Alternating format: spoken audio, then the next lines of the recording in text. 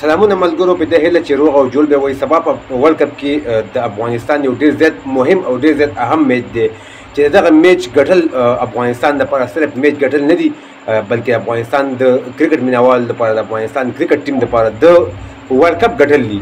دغه میچ ګټل په یو څو وجو باندې کېدای شي چې افغانستان دغه کارونه وکړي. ان شاء الله افغانستان ټیم دغه میچ ګټلی شي، استرالیا ته ماتې ورکولی شي، استرالیا ته شکست ورکولی شي. خو دغه وجې سره شریکوم چې د افغانستان میډل اډر بیټینګ چې موږ تاسو ته وګورو په دغه کې ډېر زیات مشکل دی.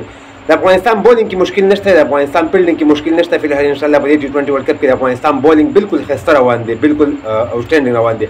خو که موږ تاسو وګورو رحمان الله ګربز ته زموږ دغه وینا ده او دا موږ دغه پیغام دی چې بالکل تیزي په کار نه ده.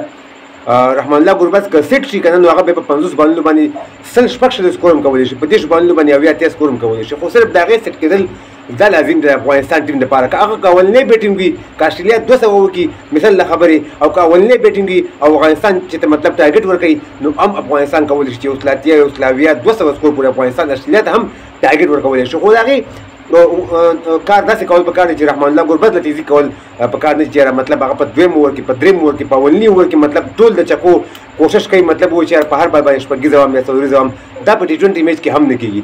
ابراهیم ددران خو هسې بالکل ښایسته لګوي وي او خو غلط شاټ نه وي، خو ګربز لم ورسره سټې پکار دی چې سټې وکړي لکه څنګه چې اولني دوه میچونو کې پارټنرشپ کړی او دواړو 50 پلس سکور هم کړي. د هغې نه وروسته الله دې نه کړي چې ابراهیم ددران او ګربز چې د زره وکړي نو بیا دغه میډل اډر بیټسمینان له ډېر زیات لازم دی او ډېر زیات ضرور دی چې بالکل پارټنرشپ وکړي لکه څنګه چې 13 میچ کې ویسټ انډیز خلاف یا مطلب 13 میچ کې د انډیا خلاف ګربز او ابراهیم ددران زره وشو. نو د هغې نه دې خوا که موږ تاسو وګورو بل مین خبره پکې دا چې حضرت الله زازی خو بالکل چې وانخلي. که تاسو غواړئ چې ننګیال خروټی واخلي نو بالکل ښایسته پلیر دی، بولینګ هم کوي بیټینګ هم کوي. اسحاق رحیمي واخلي بولینګ د بیټینګ کوي، ډېر ښایسته بیټینګ کوي. دغه هلک د حضرت الله زازي نه به په شرطین او په شرطین چې سلطن د باندې ښوي انشاءالله 15 سکور خو به دغه هلکانو کې یو هلک چې واخلي انشاءالله وبه کړي. ننګیال خروټی بیټینګ هم کوي، بالکل زبردست بولینګ هم کوي. که هغې وانخلي اسحاق رحیمي دې واخلي بیټینګ په ځای باندې بولینګ د افغانستان سره زیات دی. اسحاق رحیمي ډېر ښایسته بیټینګ کوي. را به شو نجیب الله ددران طرف ته. نجیب الله ددران آوټ اف فون دی، بالکل مطلب هغه سکور نه کوي. هغه فورم راتګ ضرور دی، د محمد نبي فورم راتګ ضرور دی. په سباني میچ کې ډېر زیات اهم دی. که چېرته ګربز او ابراهیم سکور ونه کړي مطلب زره وکړي. د هغې نه وروسته که موږ راشو ګل بدین نایب له پکار دی چې ښه بیټینګ وکړي. دغه څلور پنځه بیټسمینان چې کوم د ګربز نه او ابراهیم ددران نه وروسته دي دی مطلب ذمهواري واخلي یو ښه ټارګټ استرالیا ته ورکړي. که اولنی بیټینګ وي او که دریم بیټینګ وي نو یو ښه انشاءالله ټوټل چیس کولی شي افغانستان یو سل اتیا پورې یو سل اویا پورې انشاءالله په دغه ترتیب باندې افغانستان دغه بیټینګ انشاءالله چلېدی شي.